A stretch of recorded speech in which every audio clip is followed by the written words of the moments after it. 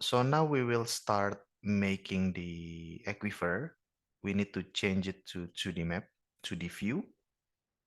And yeah, I want to make the north directing to that direction. And to make the aquifer, we go to user cut. Okay, user cut, and currently the value is 1. Okay, and here you can see under the cut we have region brush, and we will create a new region using this brush. Okay, so click on that, and first I will make for this, I want to make it 1.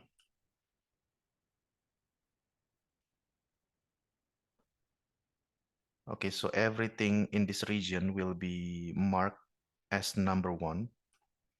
Okay, you can see in the palette. Okay, and now to make the aquifer, I want to make a new region called region 2. Okay, and then I will continue, or I will start brushing like this. So area under my brush, or the brushed area, will be marked as number 2. So it's like this. Okay, and now we can close. So you see here the value is 1, dimensionless quantity, just to make a regioning. Okay, number 1, and the red color number 2. Okay, you can also refer to the palette.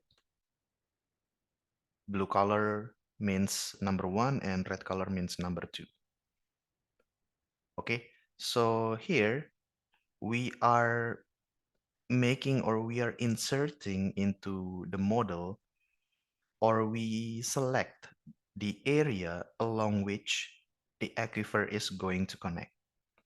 Okay, so the aquifer that we want to create will be connected to this area. Okay, all right. And now after that, we right click and we click on export. Here we have several options, but long story short, if you want to dig in, or if you want to get more detailed explanation, you need to go to the manual, and you need to also go to the tutorial file. But I will just show you how to make it. So here we will select number, yeah, save 3D to AquanCon. So the AquanCon is the keyword that we will use. Okay, and yeah, I minus, that's for the direction. Okay, that will face the aquifer, and this is the folder to which the new file will be stored, and the new file will be titled M100 fracs. This is the original title, or the original name of the file. Okay, and then we have underscore cut.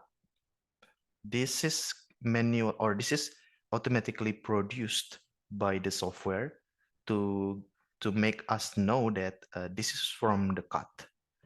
And this is also automatically produced AquanCon, because, or this tells us that we will get keyword AquanCon from this. And this is .include, this is the extension of the file that we will produce. And this is to name the aquifer that will be created, and we will name it aquifer 1. Okay, of course we can have aquifer 2, 3, and so on and so forth, depending on how many aquifer there are in real reservoir, surrounding the real reservoir. So 1, and by default allow aquifer connections, no.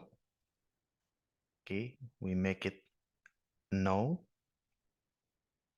Right, and maybe a little bit more explanation about this.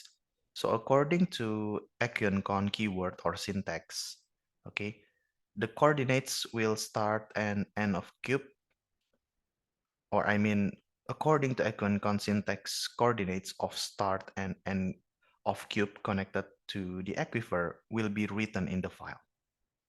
Block faces connected with the aquifer are chosen by the following way. So we will involve all the boundary blocks. One also can specify whether the connections from faces connected with the active blocks are allowed or not. In this case, we select no. Okay, and click on OK. And from here, we can go to our folder. So this is our folder. Originally, we have this. This is our master file. And after we use the feature, the cut feature, we produce this file. .include m100 fracs cut acuncon. And if you open this, it's like this. So we have the keyword acuncon. Okay, this is actually the aquifer connection. So the it gives us the blocks that are connected to the aquifer. And as you can see, we have several number here. The first number is the number of the aquifer. It can be aquifer number 1, 2, and so on and so forth. Yeah, aquifer number 1, number 2, and so on and so forth. And this is actually the I coordinate, I or X coordinate of start of cube connected with the aquifer. And the third number is the I coordinate or I or X coordinate of the end of the cube connected with the aquifer. Cube here means the grid, all right? And so this is for I, the start and the end. This is for the J coordinates. The same, this is for the start and this is for the end. Okay, and the same, this is also for K direction, K coordinate. The first value is the start of the cube connected with the aquifer and the end of cube connected with the aquifer. And we have here I minus. This is the index denoting which phase will be connected with the aquifer. So if, for example, here we have I minus, so the phase that will be connected with the aquifer is negative I direction. So as you can see, if we go to the right, it means positive I, and if we go to the left, it means negative left, and negative direction, negative I. So the blocks here will face the aquifer across I direction. Okay. And if you go down, you have also other, okay, no. So everything, all the grid blocks will face the aquifer according to I direction. Okay, and then we have aquifer influx coefficient. Okay, but it is just skip. Okay, and influx coefficient multiplier. Okay, by default it's 1, and this is also by default will be make 1. And lastly, whether connection from faces connected to active blocks are allowed, and possible value can be yes or no. By default, grid block will be connected with aquifer only if only if its face is connected with inactive block or if block has no neighbors from this face. Okay, so we start with no. Okay, so far so good.